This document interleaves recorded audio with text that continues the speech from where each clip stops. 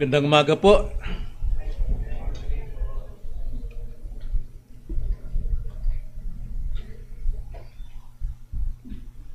Salamat na lamang yung mga anghel po hindi po sumigaw at nagpahayag sa mga pastol na Pasko na! Kundi ang sigaw po luwalhati ng Diyos sapagkat dumating sa kanila ang isang magandang balita. At hindi rin sinabi kay Mary, alam mo, pinanganak ng Pasko, pinanganak na sa iyo. Kundi siya ay pinili ng Ama bilang maging ina ng pagkakatawang tao ng ating Panginoon. At ito'y pinanghawakan sa puso ni Maria. Inilihim niya ito sa kanyang puso. So ngayong umaga, tungon natin ang ating pong kaisipan sa kanyang kaharian, sa kanyang mga salita, at hindi sa anumang mga tradisyon. Buksan natin ang ating mga Biblia sa John chapter 3. A very familiar passage, isa pong kilala at kadalasan pinagsasawaan na ng marami. Hindi na binabanggit, memoryado na, at mas maganda pang taon-taon talagang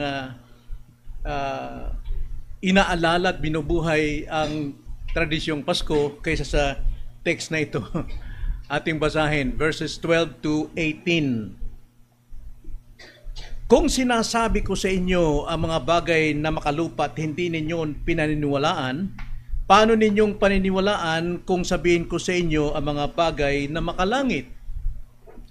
Wala pang umakyat sa langit maliban sa kanya na bumabang galing sa langit, ang anak ng tao.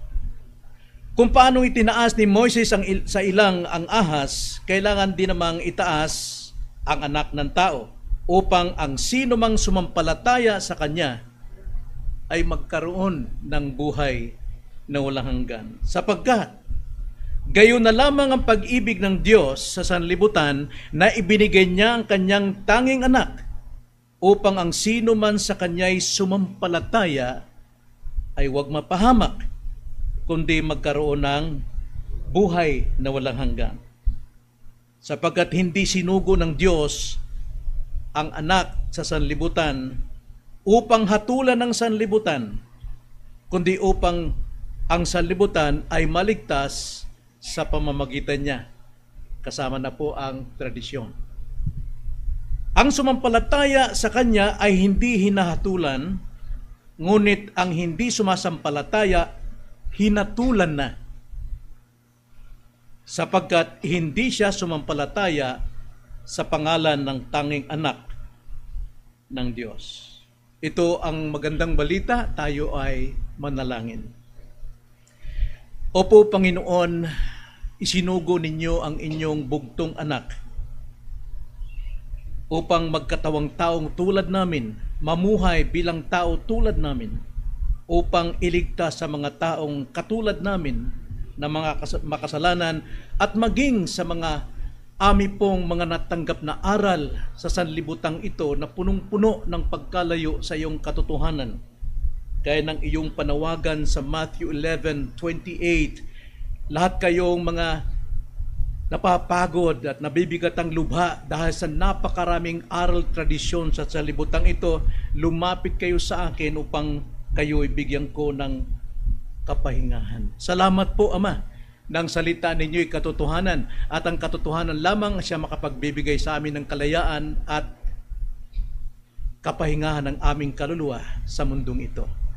Nawa samahan niyo kami sa aming pong pag-aaral ng iyong salita, tanging salita niyo lamang, hindi po anumang kaisipan ng mga tao, kundi salita niyo ang magsasalita sa amin. At nawa, bigyan niyo kami ng kakayanang makaunawa ng inyong salita. Sapagkat kung iiwan niyo kami sa aming sariling kakayanan, kami po'y may bahid kasalanan at ito ang humahadlang upang di namin matanggap ang espiritual na katotohanan. Kaya Panginoon, mahabag kayo sa amin, pagkalooban niyo kami ng kakayanang umunawa. Itong aming dalangin sa pangalan ng Panginoong Hesus. Amen. Kung ating pong tatanungin sa ating kapanahunan ngayon, ano ba ang puso ng sanlibutan? Ano ba talaga ang puso ng sanlibutan? Isa lang pong sagot at sakop ng lahat. Ito ay tradisyon. Ipinagdiriwang araw ni Andres Bonifacio, ni Jose Rizal, pinagdiriwang natin. Pero wala itong bahagi sa buhay natin, kundi ayon lang sa kasaysayan, ito ay talagang ginawa nila. Maging sa Labor Day, ano pa man, Independence Day, pinagdiriwang natin yan. Pero wala yung kaugnayan sa ating kaligtasan ng ating kaluluwa. Tulad din ng Pasko. Ang Pasko po ay napakalinaw sa Biblia, ito'y tradisyon.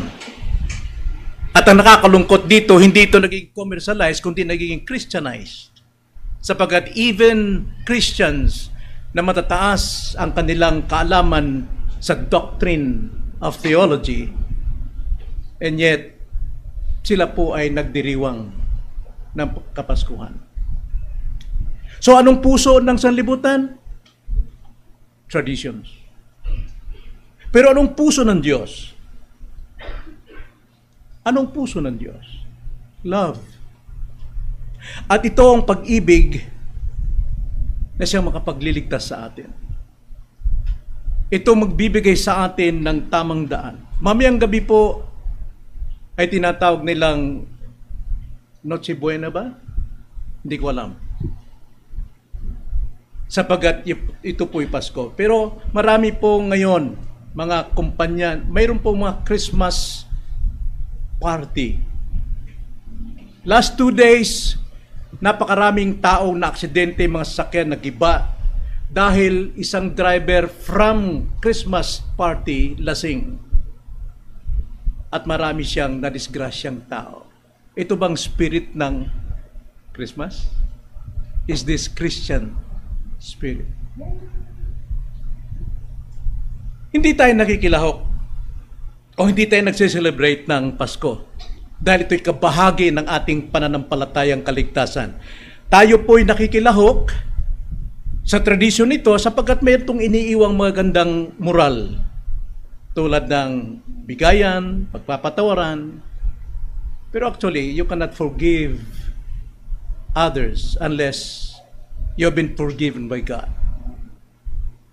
So nandun pa rin tayo sa gospel. Naroon pa rin tayo sa mabuting balita ng Biblia. Ngunit, ginagamit natin o ating tinatangkilik ito dahil sa ating Christian liberty. But not necessarily part ng ating doctrine of salvation.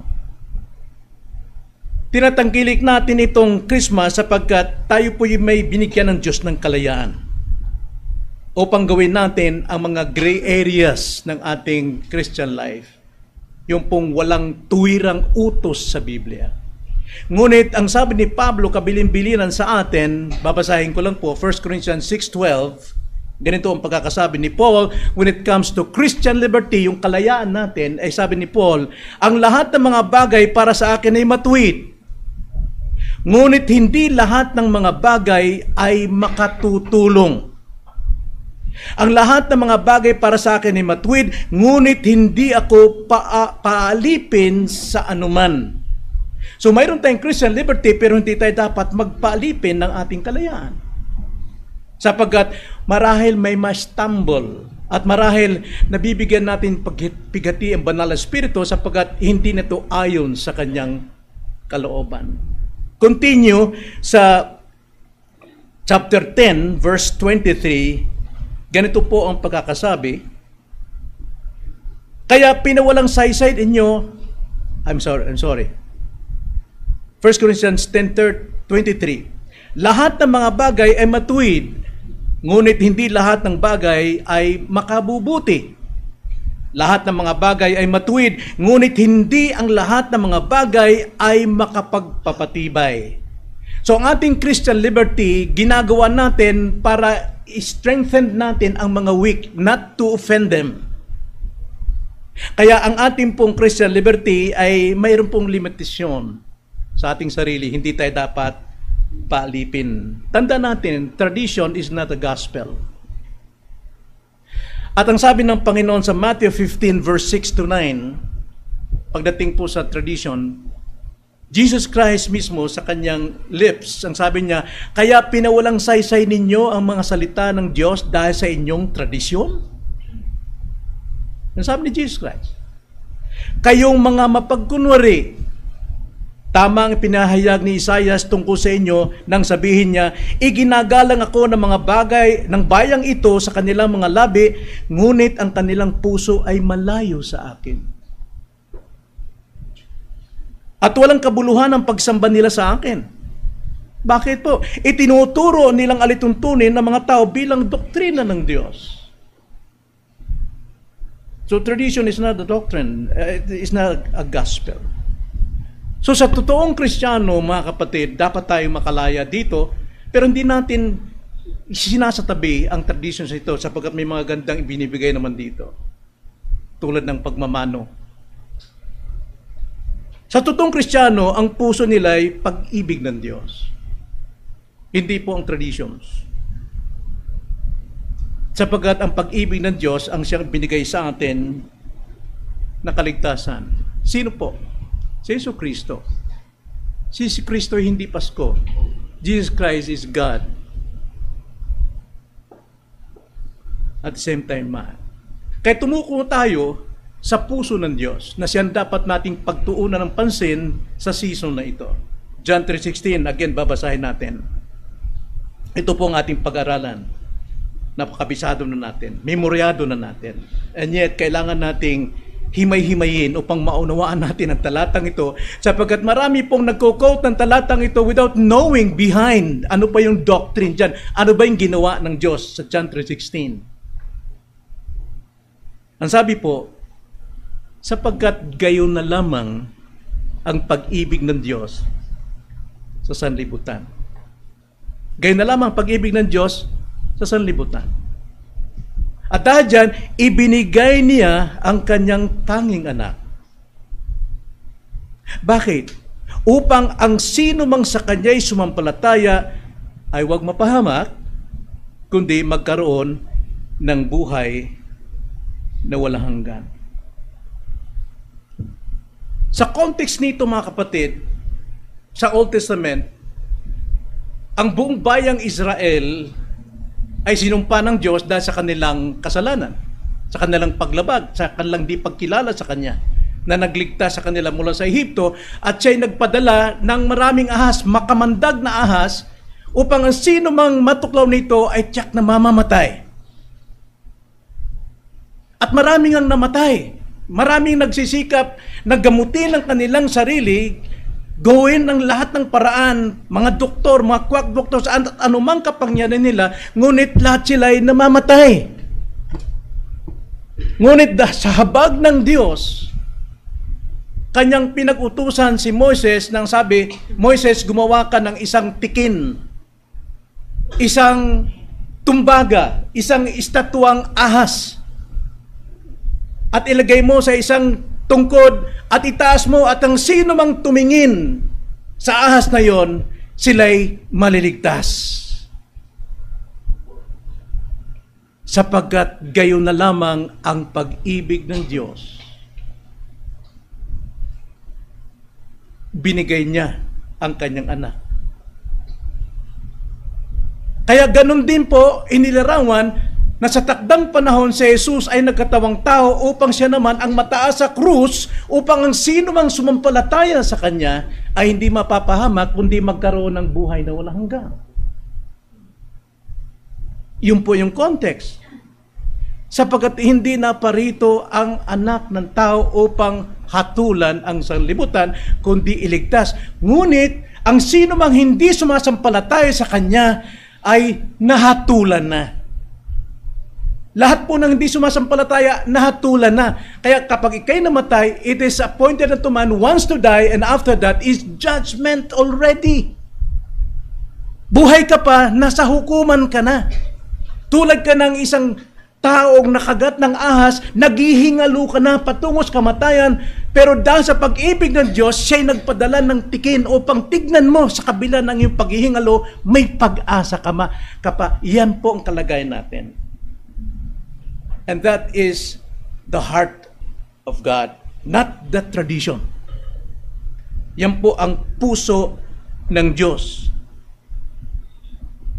Ngayon, may apat na katotohanan makikita natin sa puso ng Diyos sa talatang ito, John 3:16. For truth. Tungkol sa puso ng Diyos sa talatang ito.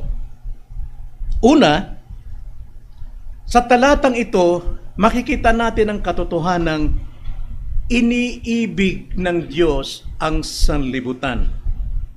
Ganito pong sabi sa John 3:16, sa unang parirala o phrase, ganitong sabi, sapagkat gayon na lamang ang pag-ibig ng Diyos sa sanlibutan. Tingnan natin una, yung pag-ibig ng Diyos. Mismong talata, sa immediate context ng talata, dakila ang pag-ibig ng Diyos sapagkat ang pag-ibig niya ay nakalaan sa buong sanlibutan. At ikalawa, dakila ang pag-ibig ng Diyos sapagkat ang pag-ibig ng Diyos is unconditional. Ang sabi, buong sanlibutan. Hindi tinitignan kung ano nagagawa ng bawat isa para siya'y piliin ng Diyos at iligtas. Unconditional. Anumang kalagayan mo, Hudyo ka man, Griego ka man, babae ka man, matanda ka man, bata ka man, ang sabi, buong sanlibutan. It's a great love. Kaya sabi pa nga sa Romans 5:8, ganitong pagkakasabi, subalit pinatunayan ng Diyos ang kanyang pag-ibig sa atin na noong tayo'y mga makasalanan pa, si Kristo ay namatay para sa atin. Nakita nyo, tayo po'y mga makasalanan, tayo naghihingalong tulad na tuklaw ng ahas, and yet, pinatunayan pa rin ng Diyos ang kanyang pag-ibig na isend ang kanyang anak upang ang sino mang tumingin sa kanya ay maliligtas. Unconditional po ang pag-ibig ng Diyos sa sanlibutan. But He hates sin. Ikalawa, tignan natin yung sanlibutan. Sino yung inibig ng Diyos dito? Ang sabi po dyan, gayon na lamang ang pag-ibig ng Diyos sa sanlibutan. So, sino yung sanlibutan dito, mga kapatid? Ito ba yung buong mundo? Yes! Inibig ng Diyos yun. According to Genesis chapter 1 verse 31, tinignan niya ang kanyang buong nilikha.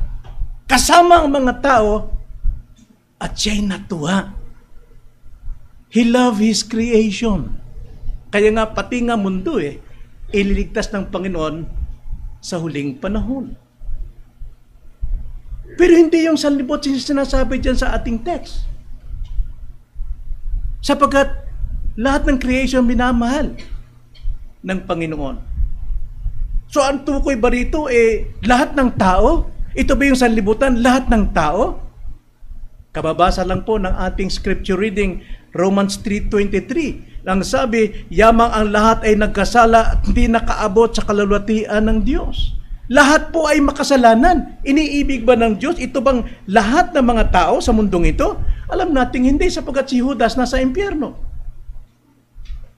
Sapagkat kung inibig ng Diyos ang lahat ng taong makasalanan, ay dapat wala pong laman ng impyerno. Ngunit alam natin, mayroon pong laman ng impyerno. Sapagkat ang wages of sin is death. So sino ito? Ito ba yung mga mababait na tao? Yung bang iniibig ng Diyos? Yung mga banal, yung mga relihiyoso na lagi nagsisimba, naglumuluhod? Ito ba yun, mga kapatid? Tanda natin, Ecclesiastes 7:20, ang sabi po sa Ecclesiastes 7:20, tunay na walang matuwid sa lupa na gumagawa ng mabuti at hindi nagkakasala. Even the most righteous man, makasalanan pa rin. Gumagawa pa rin ng kasalanan. So, sila ba yung mababait lamang ang ililigtas ng Panginoon? Romans 5:12, wala pong ligtas ang lahat, makasalanan, sapagkat sa pamagitan ng isa, minana natin ang kasalanan. So, sino po itong sanlibutan na ito? Kilalanin natin. Ayon din sa pagkilala natin sa context ng salitang sanlibutan. Now, hindi po lahat ng sinasabi rito sa John 3:16 na sanlibutan ay tumutukoy sa lahat ng tao sa buong daigdig. Pero mayroong konteksto kung paano ito ginagamit. Like for example, sa John chapter 7 verse 3 to 4, ganito po ang sabi, kayong humusga kung sino po ang sanlibutang tinutukoy dito. Ang sabi po sa John 7:3 verse 4, sinabi sa kanya ng kanyang mga kapatid, kasi yung mga kapatid niya, unbeliever pa rito na sila po'y selos na si Jesus Christ ay nababantog dahil sa kanyang ginagawang mga himala. Kaya ang palagay nila kay Jesus ay nagpapa-show off lang siya, mayabang lang siya. Kaya ang sabi nila, sinabi sa kanya ng kanyang mga kapatid, umalis ka rito at pumunta ka sa Judea. Take note, Judea. Umalis ka rito at pumunta ka sa Judea upang makita ng iyong mga alagad ang iyong mga ginagawa, sapagkat walang taong nagnanais makilala ang gumagawa ng anumang bagay sa lihim. Kung ginagawa mo ang bagay na ito, ay ipakilala mo ang iyong sarili sa sanlibutan. Now, yung sanlibutan ito ba'y tumutukoy sa buong daigdig? Sa lahat ng tao? Context po. Tinukoy doon na buong sanlibutan ay ang bayang Judea. Hindi kasama ang Pilipinas. So, tingnan natin sa konteksto paano ginagamit ang world o sanlibutan. Again, John 12:18-19. Ganito po ang sabi. Ang dahilan kung bakit ang maraming tao, take note sa maraming tao, ay sumalubong sa kanya, ay sapagkat nabalitaan nila na ginawa niya ang tandang ito. Sinabi ng mga Pharisees sa isa't isa, tignan ninyo, wala kayong magagawa. Ang sanlibutan ay sumunod sa kanya. Kasama ba tayo doon? Sa buong daigdig na yon, sa sanlibutan? No, ang context dyan, yung maraming taong sumusunod sa kanya, tinawag na sanlibutan. Again, basahin natin ang John 17:13-14. Ganito po ang sabi ni Jesus Christ sa kanyang prayer sa Ama.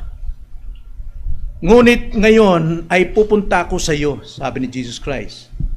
Ang mga bagay na ito sinabi ko sa sanlibutan. Lahat daw ng utos ng Panginoon na ituro, doktrina, sinabi na ni Jesus Christ sa sanlibutan. Nakarating ba si Jesus Christ sa atin? Dito sa Las Piñas? O sa Cavite? So ano yung sanlibutan dyan? Upang sila'y magkaroon ng aking kagalakan ganap sa kanilang sarili. Verse 14, ibinigay ko sa kanila ang iyong salita at napuot sa kanila ang sanlibutan. Ibinigay doon niya ang salita doon sa mga alagad at napuot daw ang sanlibutan. So, sino yung sanlibutan dito? Ang mga Hudyo.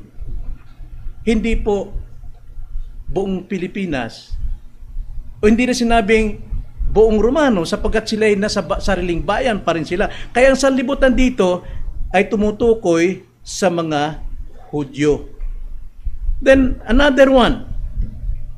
Acts 17:6. Gusto ko lang malinaw nating gamitin kung ano yung sanlibutan, kung ano yung inibig ng Diyos dito na sanlibutan sa John 3:16. Acts 17:6, ganito ang sabi.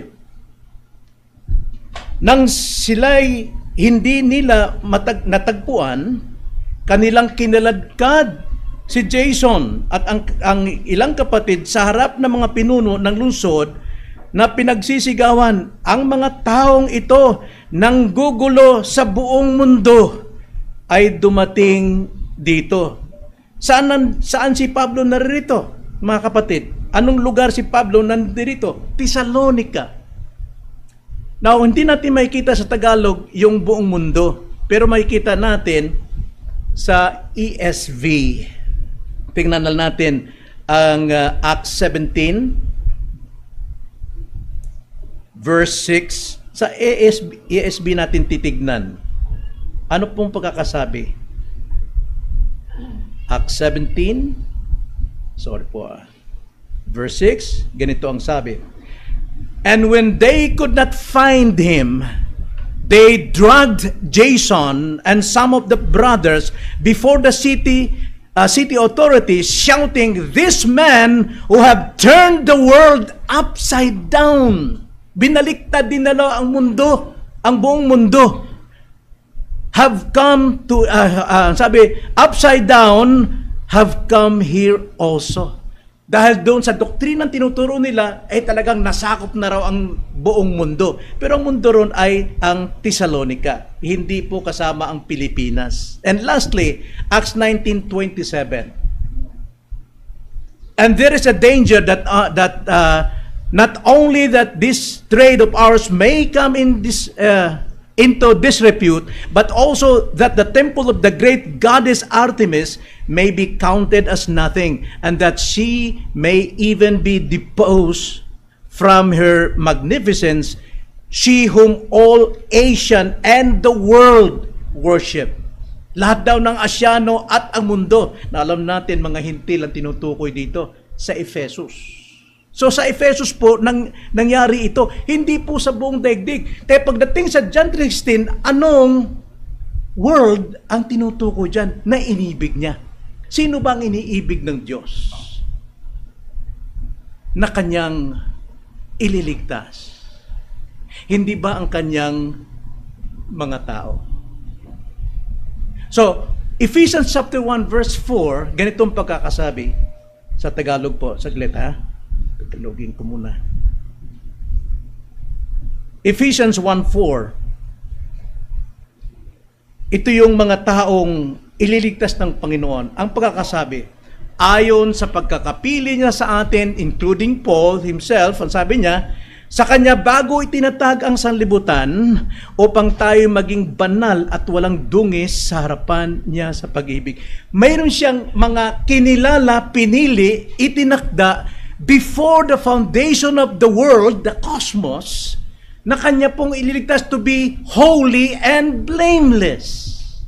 So makikita natin, John 3:16, it is not talking about the whole world o sa lahat ng tao, kundi tumutukoy sa world of elect. Ang kanyang mga hinirang. Kasama ka ba doon? Yes, kasama ka ron. Paano malalaman? Malalaman kung sasampalataya ka ngayon na si Jesus lamang ang tagapagligtas, hindi ang reliyon, hindi ang simbahang ito, hindi si pastor, hindi ang kapatiran, but only Jesus Christ. John 3:16 said, ang sino mang sumampalataya sa Kanya, kanino? Kay Jesus, ay maliligtas. Doon mo malaman kasama ka, sapagkat nakatakda kang sasampalataya. Kanya nga, yung pong pinili rito ay yung sambahayan ng Diyos prepared na bago pa lamang likhain ng mundo. 1 Peter chapter 2 verse 9. Ganito ang pagkakasabi. Ngunit kayo'y isang lahing pinili. Sino yon? Sa context, verse 1, pinili. The chosen people. Ngunit kayo'y isang lahing pinili, isang maharlikang pagkapari, isang bansang banal, sambahayang pag-aari ng Diyos. See? Anong layunin? Bakit tayo kailangang iligtas na tayo mga pinili? Upang inyong ipahayag ang makapangyarihang gawa niya na tumawag sa inyo mula sa kadiliman. Yung po yung purpose ng pagkakatawag sa atin, hindi lang para maligtas tayo sa impyerno, but to be an instrument of the kingdom. Dapat tayo nagpapahayag ng salita ng Diyos. Tungo sa kanyang kagilagilalas na liwanag, sapagat ang mundo ay nasa kadiliman. Kailangan ng Diyos tayo bawat isa upang yung nasa kadiliman ay dalhin sa kagilagilalas na liwanag tulad natin from darkness to light ni Jesus Christ. Kanya nga, sa kanya pong pagkilala sa atin, marami pong nangyayari sa buhay natin na katakataka. Nakala natin dahil sa ating lakas, sa husay, sa galing natin, tayo'y nakakaiwas anumang aksidente o kamatayan dumarating sa atin. Kaya nga ang sabi sa Romans 8:28, to those who are kilala na ng Diyos, who are predestined to be like Jesus Christ, ang sabi sa 28, ang sabi? We know. Sino yung we? Those believers na kilala ng Diyos. We know that that in all things, God works together for good to those who love Him and to those who are called. Like for sa Kamima, hindi pa panahon ang kanyang kamatayan sa aksidente. Why? Nandun pong preservation ng Panginoon. Lahat ng tao itinakda sa impyerno, right? Naniniwala ba kayo? Before the foundation of the world, tinakda rin kayo sa impyerno? No! nakatakda ka sa impyerno, mga kapatid, sayang yung pag-elect sa iyo to be holy and without blame. Kaya wala pong elect na mapapahamak. Lahat po ay darating sa takdang panahon na siya po ay maliligtas. Ganyan po ang pag-ibig, ganyan po ang preservation ng Panginoon. Acts chapter 17 verse 27-28, in Him we live and move and have our being. That is common grace. Common grace ang nag-iingat sa atin since pa lamang sa ating sinapupunan. Doon pa lamang sa pagliligawan ng iyong mga magulang, nakapreserve ka na roon sa kanila. By common grace. Yun ang nag-iingat sa atin. Kaya hindi po natin dapat talikuran o panlamigan natin ang pag-ibig ng Diyos because we love God. Hindi dahil una tayong umibig sa Kanya, but He loved us first. At ang love na yon is from eternity. Napakaganda po ng buhay ng Kristiyano, mga kapatid. And we have to grow sa knowledge. Sapagkat without growing in knowledge, people perish for lack of knowledge. Maraming mga mananampalataya dumuduyan pa rin sa awit ng mga tradisyon. Bakit? Hindi pa nila kilalang katotohanan. Marami pa rin. No, sa aming pong mga ngaral, hindi ibig sabihin perfect na agad kami sa aming knowledge about God. Dahil kinagisnan natin, nadadamara pa rin natin, pinapalagan pa rin natin ang tradisyong ito. But remember, tradition is not the gospel. So, malinaw dito that God so loved the world, His people. Matthew 1:21. Sinabi ng anghel kay Jose, Pasko na, Jose! Ganun ba sinabi niya? Hindi po. Ang sabi po ng anghel, huwag kang matakot, pakasalan si Maria sapagkat sa kanya ipapanganak ang tagapagligtas. Hindi sa kanya ipapanganak ang Pasko. No! Papanganak sa kanya ang tagapagligtas. Kanino? Sa kanyang bayan. So, aunawa na natin ang John 3:16. Pwede rin natin ipresito na the whole world sapagkat ang gospel is for all. Common grace ang gospel. Kaya panawagan sa lahat ng tao. Pero sa totoo, tanging ang inibig ay yung kanyang mga taong iligtas. At ang mga taong ito, tulad mo, tulad ko, mga makasalanan din. Tayo po ay masamang tao. Ang sabi nga sa Romans 5:12, kaya't kung paanong sa pamagitan ng isang tao ay pumasok ang kasalanan sa sanlibutan at sa pamamagitan ng kasalanan ay ang kamatayan, kaya't dumating sa lahat ng mga tao ang kamatayan sapagkat ang lahat ay nagkasala. Mamamatay rin tayo because we are sinners. We are sinners.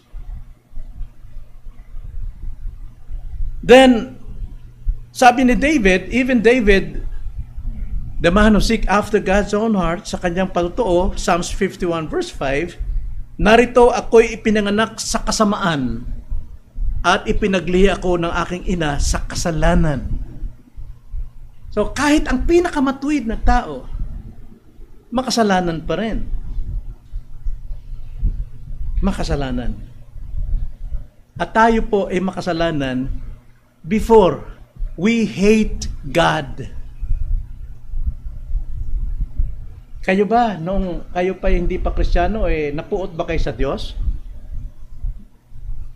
Ang pagkapuot, ganito kinakamamuhan mo, Diyos, bakit ka nandyan? Pinabayaan mo ko. Hindi natin ganun pinakita yung ating puot sa Kanya. Ang puot natin, bumaling tayo sa idols. Bumaling tayo sa Diyos-Diyosan, yun ang minahal natin, niluluhuro natin, nilalagyan natin ng bulaklak, tinitirikan ng kandila. Yan po'y pagpapatunay, we hate God! Sapagkat alam natin ang katotohanan, even sa ating pagkamakasalan, we know God.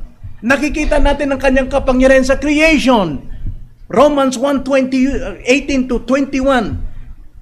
Ang puot ng Diyos, araw-araw, nasa mga tao. Bakit? Kilala nila ang Diyos in creation, in nature, in their conscience.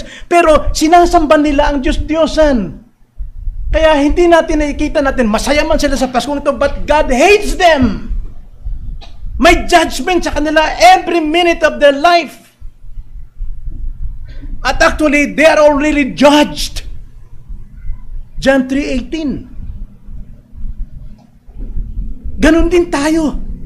Before. Romans 7 verse 7 to 8, ganito ang sabi, sapagkat ang kaisipan ng laman, tayo po'y makalaman before.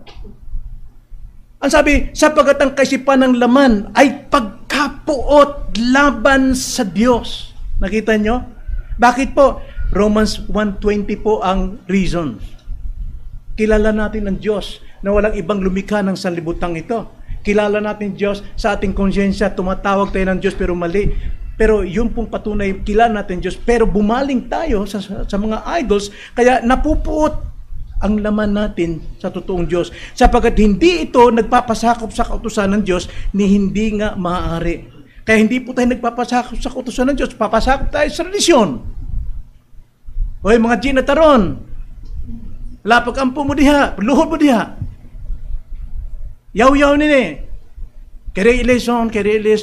Diba ganon? Natatakot tayo pag di natin binanggit yun. Sapagkat tayo po ay alipin ng tradisyon. Kaya sabi ni Jesus Christ, Matthew 11:28, come unto me. Kalumapit kayo sa akin kayong lubhang nabibigatan, nahirapan sa inyong mga aral na binibigay ng mga Hudyo. And I will give you rest.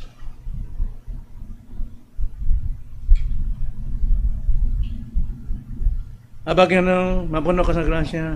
Di ba? Pagka hindi ka sumabat, sabihin ng nanay mo, ba't ka dyan ha? Pero nanay din, ganun din. Alipin tayo ron. Kaya nga sabi sa Romans 8:7, sapagkat ang kaisipan ng laman ay pagkapuot laban sa Diyos, sapagkat hindi ito napapasakop sa kautusan ng Diyos, hindi sa salita ng Diyos. Ni hindi nga maaari, at ang mga nasa laman ay hindi makapagbibigay lugod sa Diyos. Hindi pwede makapagbibigay lugod sa Diyos, gaano mang kabuti, gaano mang karaming building nang napagpagawa mo, dahil ikaw ay mabait, matulungin, pero that cannot praise God. Hindi pa rin, sapagkat iba yung Diyos mo. You cannot serve two master, two God. Bakit? Kapuputan mo isa eh. Mamahalin mo isa eh. Dapat isa lang. Ganun tayo, mga kapatid. Yun ang ating buhay. Makalaman tayo. At pag makalaman, hindi lang yun sumasamba tayo sa Diyosan, but when it comes to salvation, anong turing natin dito sa mga born again, sa mga Baptist na ito? Before. Anong turing natin? Mga siraulo. Right? Totoo yan, sinabi ni Paul, 1 Corinthians 1:18. Ang sabi ni Paul, sapagkat ang salita ng krus ay kahangalan sa mga napapahamak. Bakit napapahamak? Because we are already judged before. Nahatulan na tayo. Ngunit sa atin na inililigtas, ito ay kapangyarihan ng Diyos. Para sa atin noon, kalokohan niyang ginagawa ninyo. That's how we hate God. Dahil sa atin, 1 Corinthians 2:14, ang sabi, ngunit ang taong hindi ayon sa Espiritu ay hindi tumatanggap ng mga bagay ng Espiritu ng Diyos, sapagkat ang mga iyon ay kahangalan sa Kanya. At hindi niya ito naunawaan. Sapagkat ang mga iyon ay naunawaan sa pamagitan ng Espiritu. Hindi natin maunawaan si brother, yung kapitbahay na hindi maiwan. Bakit? Hindi mo maunawaan yan hanggat wala ka sa tamang Espiritu. Dahil maunawaan mo lamang yung mga born again na yan, yung mga Baptist na yan, kung ikay taglay na rin ang tamang Espiritu sa buhay. So, tingnan natin. Yun po yung kalagayan ng sanlibutan na inibig ng Diyos. At dahil inibig ng Diyos ang sanlibutan ito, mayroon pong ikalawa na katotohanan na dapat natin makita. Ang katotohanan ito, piniyayaan niya ang sanlibutan. Tingnan niyo ang text natin. Sapagkat gayon na lamang ang pag-ibig ng Diyos sa sanlibutan. Ano sabi? Pag-ibig sa sanlibutan. Ibinigay niya ang kanyang tanging anak. That's grace. So ano yung ibinigay? Kanyang anak. Ano tawag nung ibinigay? Grace. Pag sinabing grace, kaloob, regalo, hindi pinagtatrabahuan. Now, ang tanong, ako'y napupuot sa Diyos dahil ako'y makalaman. I hate God. I'd rather love stones than God who created me, who gives me life. Paano ko siya matatanggap? Paano ko matatanggap yung pag-ibig ng Diyos na ito, si Kristo? Gayong ako nga ay patay sa kasalanan. Bulag ako sa katotohanan. At isa pa, napupuot ako sa katotohanan. Kaya dito po, mga kapatid, ang tinatawag biyaya. Pag sabing biyaya, bigay lang sa iyo, kaya ka maniniwala. May ginawa sa iyo. Now, what is the first steps of the grace of God? Ano yung unang hakbang ng biyaya ng Diyos? Ano yung unang hakbang ng Diyos upang ikaw na patay, ikaw na napupuot sa Kanya, ay iibig sa Kanya? What is the first steps of grace? Ang una pong hakbang is what we call regeneration. Sa ibang salita, born again. Mas malinaw, kapanganakang muli. Hindi ka makakaunawa at makakita sa kaharian ng Diyos, hindi ka makakapasok sa kaharian ng Diyos malibang ipanganak ka sa Espiritu. At yung kapanganakan sa Espiritu, gawa ng Diyos sa kanyang biyaya. At dahil ikaw ay ipinanganak, binigyan ka ng buhay at ang buhay na natatanggap mo ay buhay ni Kristo. At dahil buhay ni Kristo nasa iyo, nakakakita ka na at nakakaunawa ka na sa pangangaral. Mamahalin mo na ang Ebanghelyo. Mamahalin mo na ang Diyos. Tatalikuran mo na ang iyong mga Diyos-Diyosan. Tatalikuran mo na ang iyong relihiyon na kinagisnan. Regeneration. Ibinigay ang kanyang anak. Ibig sabihin, ibinigay sa iyo ang buhay ng kanyang anak. Dahil ikaw ay patay. Ang ibig sabihin, tayo po ay biniyayaan ng buhay dahil tayo'y mga patay. Paano niya ito ginawa? Regeneration. Tingnan niyo ang sabi sa John 3:3 at John 3:5-7. Ganito ang sabi.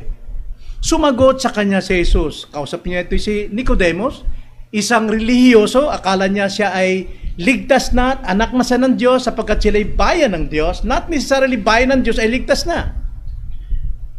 Ang sabi po rito, sumagot si Jesus sa kanya, katotohanan ang sinasabi ko sa iyo, malibang ipanganak ka muli. Direct ang sabi, akin lang yun pero sabi diyan, malibang ang isang tao ay pinanganak na muli, hindi niya makikita ang kaharian ng Diyos. He can never see God because he is blind. He is dead. Pero malibang ipanganak siya, makikita niya. Verse 5, sumagot si Jesus, katotohanan ang sinasabi ko sa iyo, malibang ang isang tao ay ipanganak ng tubig at ng Espiritu, hindi siya makakapasok sa kaharian ng Diyos. Now, tubig dito, sa context sa Old Testament, yun po yung laver, yung hugasan ng mga pari bago pumasok sa Holy of Holies. Pero sa ating panahon ngayon, ito yung salita ng Diyos na siyang maghuhugas sa atin upang maliwanagan ang ating sarili at maunawa nating katotohanan, then ng katotohanan ang siya makapagpapalaya sa atin sa pamagitan ng gawa ng Espiritu. Kaya sabi sa verse 5, sumagot si Jesus, katotohanan sinasabi ko sa inyo, malibang isang tao ay ipanganak ng tubig at ng Espiritu, hindi siya makakapasok sa kaharian ng Diyos. Hindi siya makakapasok sa kingdom of God. Ano bang, saan bang kingdom of God? Sa langit. Sa lupa, saan? sa church. Hindi siya makakapasok. Bakit po? Ang sabi sa verse 6, ang ipinanganak sa laman ay laman eh. Laman eh. Kung hindi ka panganak sa Espiritu, laman ka. At ang ipinanganak sa Espiritu ay Espiritu. Kaya, huwag kang magtaka na aking sinabi sa iyo, kailangan kayo ipanganak na muli. Hindi po ito utos na tayo ang gagawa ng kapanganakang muli, kundi ito'y kondisyon na hindi tayo makapasok sa karya ng Diyos, hindi natin makikita ang karya ng Diyos unless you're born again. Dapat ma-born again ka muna. Statement of fact that you cannot enter the kingdom of God unless you are born again. At yan ay regeneration. Na may dalawang uri ng regeneration, mga kapatid. Mayroon pong dalawang uri. Kung tawagin yan, mediate and immediate. No? Mediate and immediate. Now, ang doktrinang ito, ayon sa ating mga kapatid na binigyan ng karunungan ng Diyos, mga theologians, ang mediate, ibig sabihin, kailangan ba ng Diyos ng preaching para ma-born again ng tao? Kayo, yan po immediate. Kailangan ba ng Diyos ng preaching para ma-born again ng tao? Anong sagot niya? Okay. Yes. Immediate ganito. Ang immediate naman, sinasabi, kailangan ba ng Diyos o hindi na ba kailangan ng Diyos ng preaching para ma-regenerate ang tao? Hindi na ba kailangan ng Diyos ang preaching? Ha? Kailangan. Pero ang sagot, hindi na kailangan. Hindi kailangan ng Diyos ang preaching para ma-born again ang tao. Sapagkat, ang pagka-born again, gawa lang ng Espiritu. Gawa lamang ng Diyos. Walang anumang ginagamit siyang instrumento or tools, mga kapatid. Tingnan niyo si Lydia. Kilala si Lydia. Paano siya na-born again? Basahin natin. Acts 16:14. Ang sabi po, napakalinaw. At nakinig sa amin ang isang babaeng ang pangalan ay Lydia na sumasamba sa Diyos.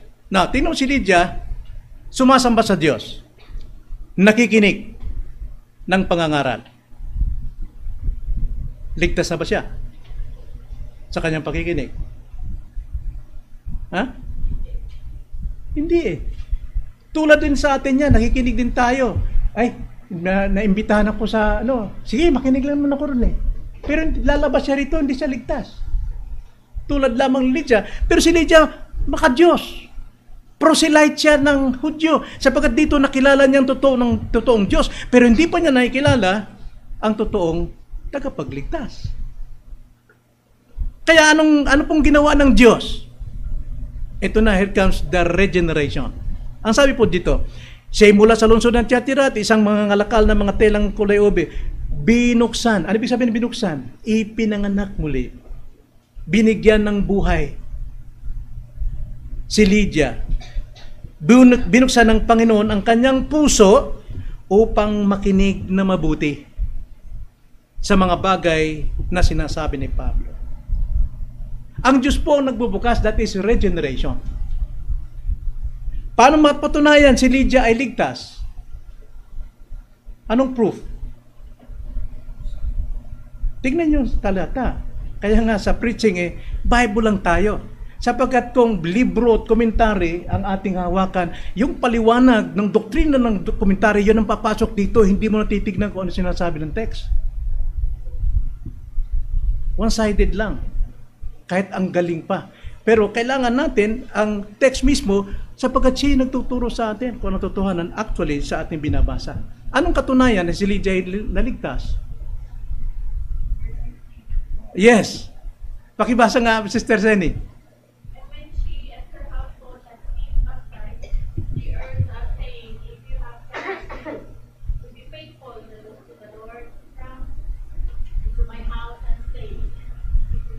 Yes, yun po yung katunayan eh. Yun yung katunayan na siya ligtas sapagkat obedient na si Lydia. Ang sabi pa ni Lydia rito, no? Kung inyong hinatulan na ako'y tapat sa Panginoon, yung aking pag-submit sa water baptism is katapatan, patunayan sa akin na tapat nga ako, manatili mo na kayo sa bahay.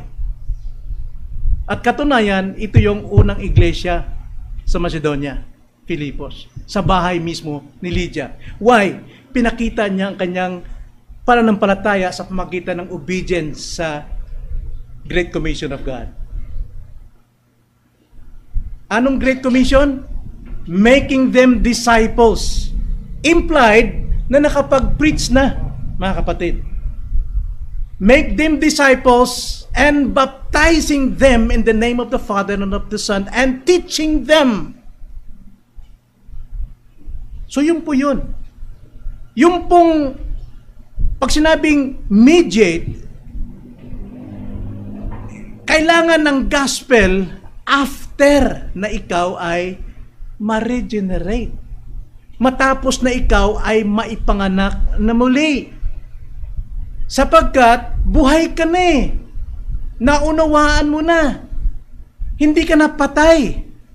Nakakaunawa ka na ng anumang kaligtasan. Sapagkat binigyan ka na ng buhay ni Kristo sa iyo. Sino bang may makapagbibigay sa atin ng buhay in creation? God. Di ba? Sa recreation, God.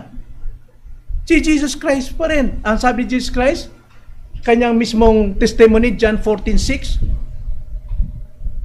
I am the way, the truth, and the life. No one comes to the Father except na nabigyan siya ng buhay ni Kristo. Except na siya ay nasa daanan ni Kristo. Except na siya ay nasa katotohanan ni Kristo. Hindi siya makapunta sa langit. Kaya tingnan nyo ang sabi sa Ephesians chapter 2 verse 1. Alin ang nauna? Pananampalataya o born again? Born again dapat una. That is the first step of the grace of God. Tingnan nyo ang sabi sa Ephesians 2:1.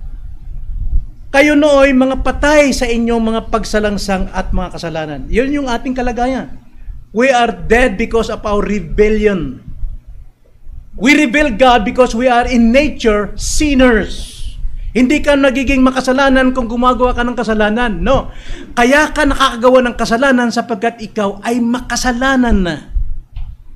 At yan ang patunay na ikaw ay patay sa Espiritu sapagkat gumagawa ka palagi, araw-araw, nagsisinunga ka lagi, nagkukunwari ka palagi, nagbabanal-banalan ka palagi sa araw-araw. Yan ang patunay that you are dead. Pero pagdating po sa verse 4, ngunit ang Diyos, palibhasa'y mayaman sa awa dahil sa kanyang malaking pag-ibig sa atin. Yun yung puso niya.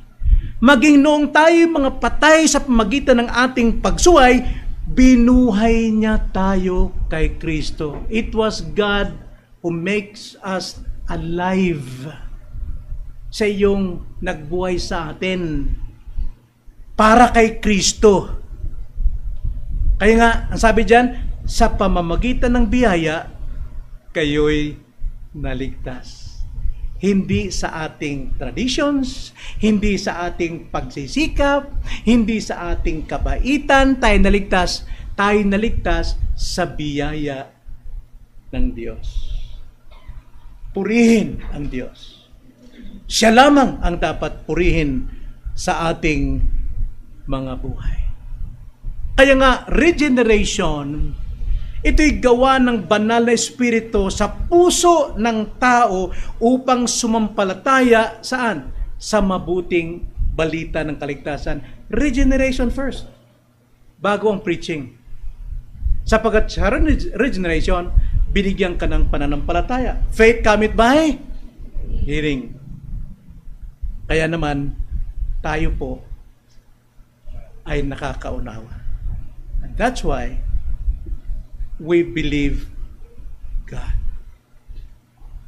Mga kapatid, marami pa akong gustong ipaliwanag dito. Ngunit tapos na ako sa oras. Kasunod pa dyan, Dalawa pa lamang yung natalakay natin na inibig ng Diyos ang sanlibutan. Ikalawa, biniyayaan ng Diyos ang sanlibutan. Pangatlo po, tinawag ng Diyos ang sanlibutan. That is now the preaching, that calling, effectual calling. Paano po nangyayari ito? Then lastly, iniligtas ng Diyos ang sanlibutan. That's how we are saved, by the love of God. Ngunit ito lang tanging kong masabi sa inyo. Lahat po ng tradisyong ginagawa rito, ito yung puso ng mga tao tungkol sa kanilang paniniwalang kaligtasan. Pero yan po ay isang pagkapuot sa Diyos. Kaya bilang isang mga mananampalataya, totoong naniniwala kay Jesus, makiisa tayo o tangkilikin natin ang magagandang matutunan nating moral sa traditions. Pero tanda natin, wala itong kaugnayan sa ating doktrina ng pananampalatayang kaligtasan na ating tinanggap sa Diyos lamang. Ang kaligtasan ay sa Diyos lamang. By grace, you are saved through faith. Not of yourself. Not of our good works. Hindi sa ating pagsisika. It is by grace of God. Let us pray. Panginoon, salamat po sa inyong pong mga salita. Bagamat dalawang bahagi lang aming natanggap ngayong umaga, sapat na upang makita namin ang iyong kadakilaang pag-ibig sa amin. Ang iyong biyayang kaloob na walang iba kundi si Jesucristo, sapagkat siyang tataglay ng buhay, gaya ng sinabi sa John 1 verse 3, nasa kanyang liwanag at ang liwanag nito ay ang buhay, at ang buhay nito ay nasa bawat isa, at nagliliwanag ito, hindi maaaring ito ay mapasakupan ng dilim, sapagkat ito ay isang ayon sa iyong Great Commission sa amin, ng buhay na taglay namin dapat magliwanag sa aming kamag-anakan sa iba't ibang lugar, sapagkat alam namin sila po'y nahatulan na sa sandaling ito. Ang tanging pag-asa lamang, sila'y may panganak na muli sa pamagitan ng aming bahagi, na may bahagi namin ang iyong salita.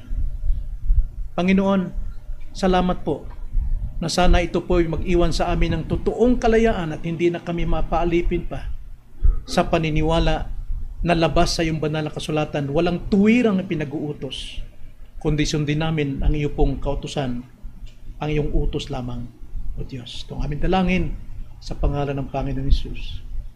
Amen.